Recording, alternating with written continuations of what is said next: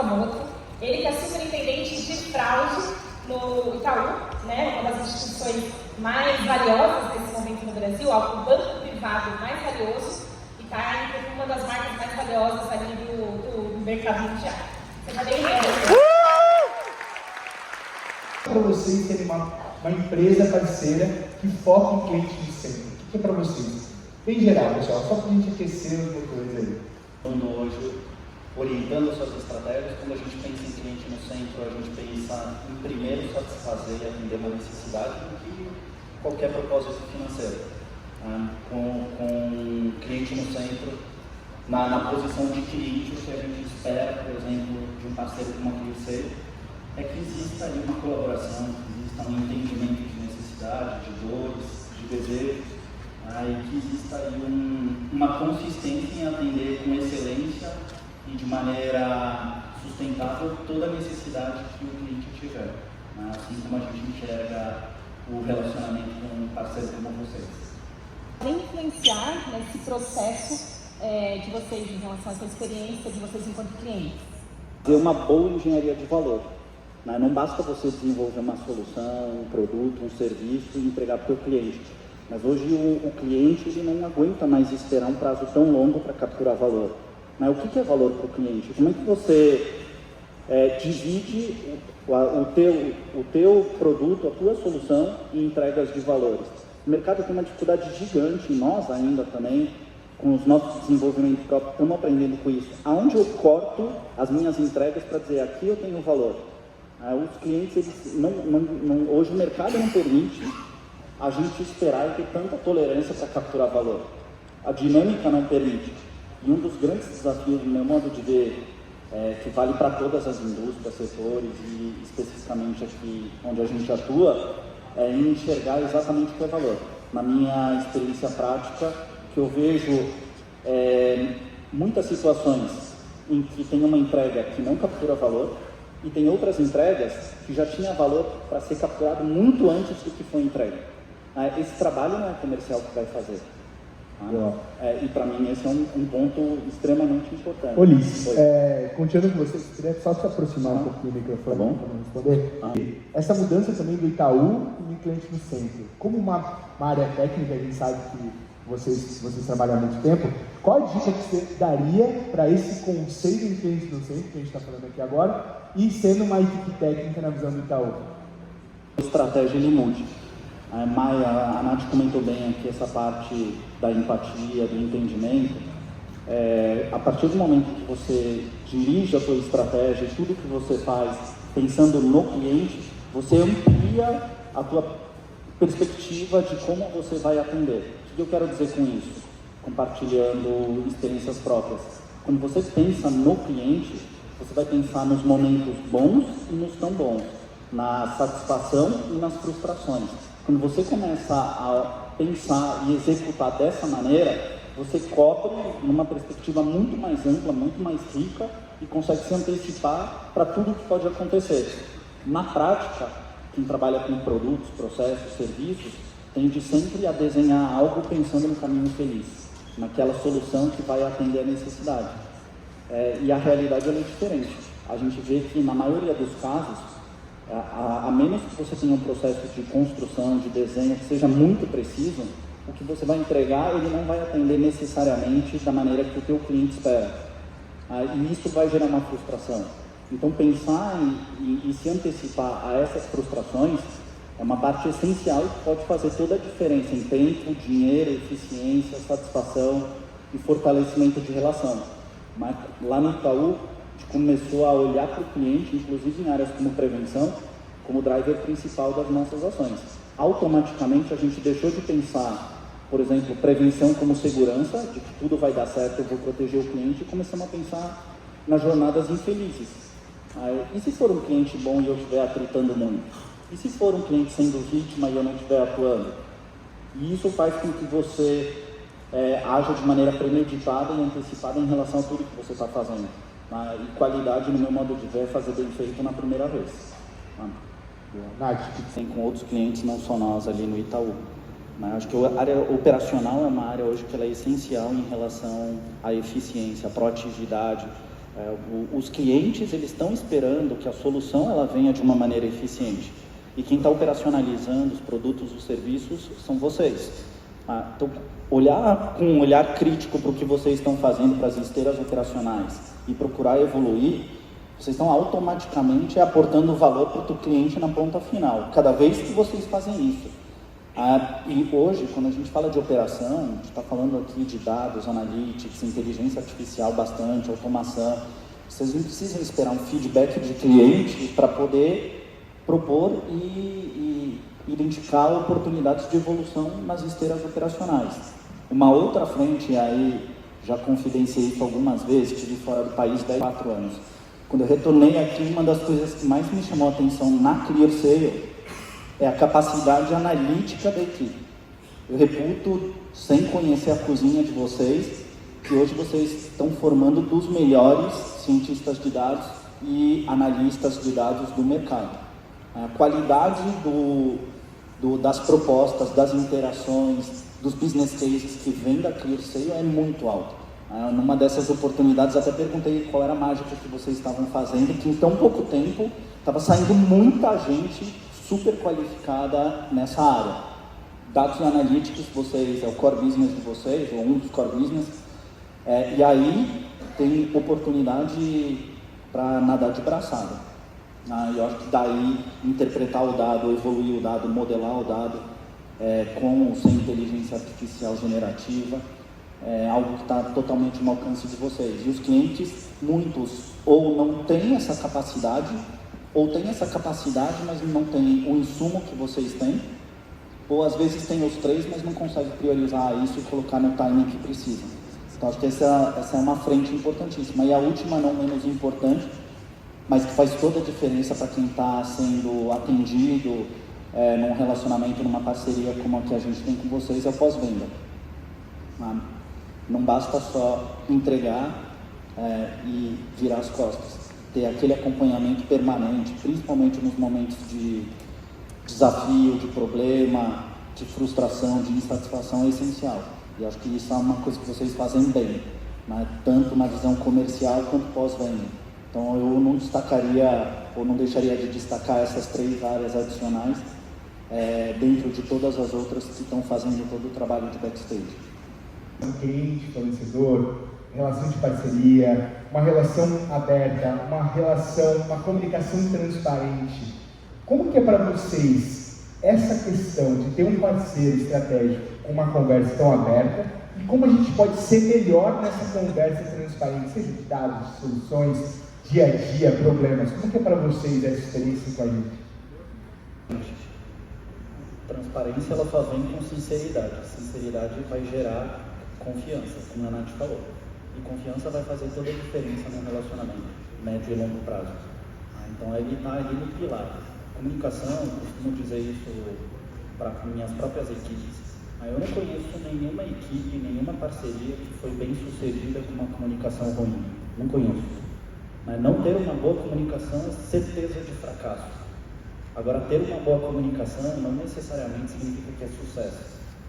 Então, acho que essa perspectiva é super importante. E agora, mais do que ter uma comunicação, ter a comunicação transparente, ela requer elementos adicionais. Que a Nath falou de entendimento, de principalmente ali, escalamento, transparência com problemas é essencial. Para mim, uma comunicação transparente, ela vem principalmente quando você admite as suas limitações. O que você consegue e o que você não consegue fazer. Mas prometer coisas que você já sabe que você não vai conseguir cumprir, para mim não é uma comunicação transparente. E na prática a gente vê, até pela competitividade de mercado, muita ênfase no que você consegue fazer e pouca no que você não consegue fazer. E está tudo bem dizer o que você não consegue fazer. Seja no nível de empresa institucional ou no nível individual, está tudo bem. Porque no final, o que a gente vai se comprometer é o trabalho das partes individuais. E se alguma delas já enxerga uma limitação, é importante trazer isso o quanto antes. E isso vai reforçar a confiança, vai reforçar a credibilidade. Então, quando eu penso na comunicação transparente, eu penso bastante nesses aspectos. Em relação à pergunta do Matheus de como melhorar, eu vejo um aspecto um pouco mais burocrático e formal, falando especificamente da relação com cliente e parceiro ou fornecedor como é aqui, vocês só vão conseguir 100% de transparência se conseguir se tiver um termo de confidencialidade. Então já começa por aí. Ninguém hoje fala nada sem ter certeza, passa pela confiança que você está tangibilizando num documento de que aquela conversa ela vai ficar restrita a quem tem que ficar. Mas passado isso, o que ajuda bastante na comunicação transparente é vocês estabelecerem um ponto focal, é vocês terem um entendimento e se aprofundarem realmente no dia a dia de quem é o cliente de vocês, de quem é o parceiro. Isso vai fazer com que quem ouça do outro lado, de fato, se identifique que vocês realmente estão entendendo e não estão fazendo de conta que estão entendendo. E isso vai gerar empatia aqui e tudo mais que a Natália comentou, que são alguns dos pontos que na prática a gente sabe que são importantes, a gente não exerce tanto quanto deveria, mas isso ajuda bastante. De vocês essa importância de ter o olhar do cliente no centro para trazer com que esse processo aconteça de modo mais efetivo, vamos dizer assim. Tem várias perguntas do milhão, mas essa é uma delas. Está todo mundo hoje, e o Itaú é um exemplo desse, se reorganizando para conseguir acompanhar a dinâmica do mercado, a dinâmica dos clientes que estão cada vez mais voláteis e mais rápidas, mais aceleradas. Passar por uma metodologia ágil, por uma forma ágil de se organizar, de entregar soluções para os clientes, satisfazer as necessidades, virou praticamente um pré-requisito. Aí está todo mundo meio que aprendendo a trabalhar dessa maneira, liberar autonomia até certo nível, trabalhar com grupos multidisciplinares. Acho que é uma fase de aprendizado ainda do mercado como um todo, né? Quem tem muito tempo de experiência, por isso quando muito tem 5 anos. A maior parte das empresas estão se reorganizando agora e vão passar por reorganizações, aprendizados e etc. Quando eu penso na metodologia ágil e até indo aí um pouco o manifesto ágil para quem acompanha, ele pressupõe, entre várias coisas, um foco muito maior no indivíduo e nas interações do que no processo. E uma outra parte que fala bastante com isso é de colaboração, mais do que relações contratuais ou o que quer que seja. Então, a maneira de vocês conseguirem aportar numa metodologia ágil, satisfazer o cliente, é se fazer presente, é interagir, é colaborar, é capturar feedbacks e fazer a evolução proativa. Estar presente no dia a dia, no entendimento das necessidades, dos problemas, das dores, dos desejos. Dessa maneira, o próprio ágil por si tende a caminhar. De fato, o ágil ele traz muito do não sei como, mas eu sei o que eu tenho que fazer. Como é parte do desafio. Talvez por isso que seja tão interessante, né?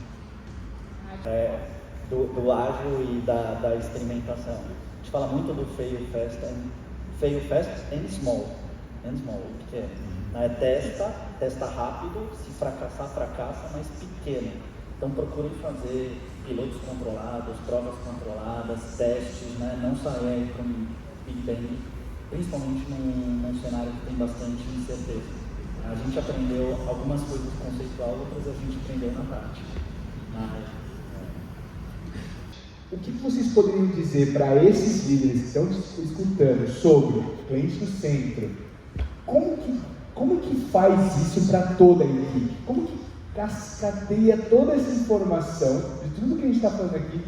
Passando por essa transformação, e imaginem, uma área de prevenção a fraudes, colocar o cliente no centro. A gente sempre fez tudo pensando no fraudador e não no cliente. Então nossas ações é sempre pôr o fraudador no centro. Eu vou tentar encontrar a fraude, perfilar a fraude, depois eu penso se perfilo o cliente. A gente sempre pensa em como que eu modelo a fraude, não como eu modelo o cliente bom e por exclusão eu pego a fraude. Então a nossa mentalidade sempre foi muito essa, né? Eu entrei lá no banco e eles falavam que a gente era área do não. Tudo não pode, tudo não dá. Mas tem um cliente, mas não importa. O que importa é que não tem fraude. Mas vocês não estão autorizando nada, vocês fecharam o autorizador, vocês fecharam o banco. Mas não tem fraude. É a teoria básica. E quando a gente muda a perspectiva, e a gente, por exemplo, hoje, para vocês terem ideia, lá no Itaú, o nosso indicador mais importante em prevenção é quantos clientes a gente tem vítimas de fraudes e de golpes. E junto vem um que é quantos clientes genuínos eu impactei. a gente só vai ter um bom resultado se a gente conseguir equilibrar os dois. Então a gente está olhando para cliente, e quando a gente pensa em como orientar a cultura, perpetuar, dividindo algumas práticas que têm funcionado com a gente, além, claro, de trabalhar muito forte comunicação, a gente exercitar isso de maneira empática e prática todos os dias. É percorrer jornadas, é percorrer o dia a dia, é pegar os casos e não tratar como se fosse um tabu. Tem um cliente, quando a gente acerta, vamos olhar por que está dando certo. Quando a gente erra, a gente também ser humilde e reconhecer que a gente errou. E por que eu errei? E ser duro conosco mesmo, porque se a gente não é duro conosco, o mercado vai ser duro com a gente, a concorrência vai ser duro com a gente, é uma questão de sobrevivência. Hoje, todos nós somos clientes de N outras soluções, serviços, produtos, e a gente exige também, e a gente tem pouca tolerância para quando não existe aqui um reconhecimento, até a transparência que a gente falou por parte de quem está prestando um serviço ou oferecendo uma solução. Então, cabe a nós, que estamos atendendo necessidades, sermos duros conosco também quando a gente erra. Na prática, quando a gente pensa no cliente, a gente sempre tem que pensar o que pode dar certo e o que não pode dar certo, ou o que pode dar errado, ou o que deu errado. Tirar as lições dali, do que está dando certo, como que a gente fortalece e perpetua. Como quando não está certo, o que a gente precisa fazer. Faz muita diferença em seu cliente, e eu digo isso como quem atende, como quem é atendido. A urgência que a gente coloca para atender e resolver um problema do cliente. No fundo, o que o cliente espera é que a gente o ajude, mas que a gente resolva o problema dele e satisfaça a necessidade. Chegar no final de semana e falar, não, na terça-feira eu vou ver se eu consigo atender o teu caso de fraude, eu consigo ver se o dinheiro que você perdeu, que você está desesperado, que a economia da tua vida, a gente consegue recuperar. Não dá para esperar. Não, mas é o dinheiro do cliente, não é o meu. Exatamente por isso que você tem que ter esse senso de urgência. O problema do cliente ele passa a ser seu quando você enxerga o cliente dessa maneira. Aí você vai sentir a dor do cliente como a sua. Uma outra coisa que funciona bem, além de comunicar, a gente tem indicadores, medir o quanto que o nosso cliente está satisfeito. Talvez NPS seja uma métrica muito básica. É a mínima, mais básica, mas ela é muito superficial. Tem N metodologias, quem aqui trabalha com satisfação de cliente sabe muito bem, métodos para você medir, como que você consegue avaliar se você está evoluindo ou não está evoluindo. Estabelecer uma metodologia de medição, de captura de feedbacks é algo extremamente importante. Trazer isso nas agendas, principalmente aquelas agendas de gestão, de estratégia, que mostram o que é que tem que ser feito de uma maneira diferente para que as coisas aconteçam, é importante. E, obviamente, você colocar isso no scorecard de qualquer pessoa como uma meta de bonificação é extremamente importante. Quando você coloca todos esses elementos juntos no teu contexto, a chance que as coisas fluírem, elas aumentam bastante. É difícil, né? Parece que é básico pensar no cliente, mas no dia a dia é difícil se você não exercita. Tirar ou mudar o paradigma é mais difícil ainda. Depois que você já está avançando, ele vira algo um pouco mais natural. Mas o começo é extremamente difícil. E a gente tem que lembrar, tem que quase por um post-it, pensar no cliente. Porque senão a gente esquece mesmo. A gente faz as coisas pensando, vou terminar meu dia de trabalho, eu fiz o que eu tinha que fazer. E a gente não pensa, e quanto que isso que agregou para o cliente? Quanto que isso muda a vida do nosso cliente? A gente não pensa nisso. E no fundo, o cliente como o ponto de partida precisa acontecer. A última coisa que eu ia falar, tem um ponto lá de cultura que diz o seguinte lá no banco. Se você tem dúvida do que você deve fazer, pensa no que é o melhor para o teu cliente. Contexto, objetivos claros e, obviamente, no final, cliente. No Itaú, a gente teve uma situação com a Clearsafe.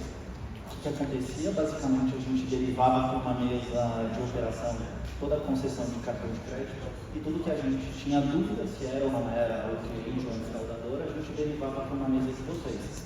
E você, em cima daquelas propostas, decisão. Por um equívoco interno na Clear, tudo que era para negar, aprovou. E aí vocês podem imaginar o que aconteceu no portfólio do tamanho do Itaú, 1/3 dos cartões de crédito do Brasil. A gente começou a ver os níveis de fraude subir, os problemas incrementarem, e a gente trouxe esse caso super grave de de maneira transparente para vocês, falando de comunicação transparente. E o que a Clear fez? Primeira coisa, admitiu o erro. Eu acho que é bem difícil. E admitiu sem ter que judicializar uma discussão, que normalmente é o que acontece. Um fornecedor vai falar, a cláusula diz isso, a minha responsabilidade vai até aqui. A primeira coisa que ela quis fazer era como é que a gente remedia o problema, depois a gente vai discutir. Admitir que tem um problema. Vou ressarcir, sem precisar exercer cláusula, o que quer que seja, o prejuízo que eu gerei para o Itaú. E além disso, pegou o aprendizado e retroalimentou todo o processo. E eu me lembro de sessões posteriores, quando o problema já estava resolvido, que a Clear veio e nos mostrou. A gente evoluiu nesses pontos, colocou esse tipo de controle, aprendeu que a gente precisa ter estas evoluções e esse problema não vai voltar a acontecer. Essa parte da prestação de conta era algo que a Clear não precisava fazer, mas eles fizeram questão de fazer. Vocês fizeram questão de fazer. E isso reforça a confiança. Eu acho que como conduz e como você reage a um problema faz toda a diferença. Então, para mim, uma situação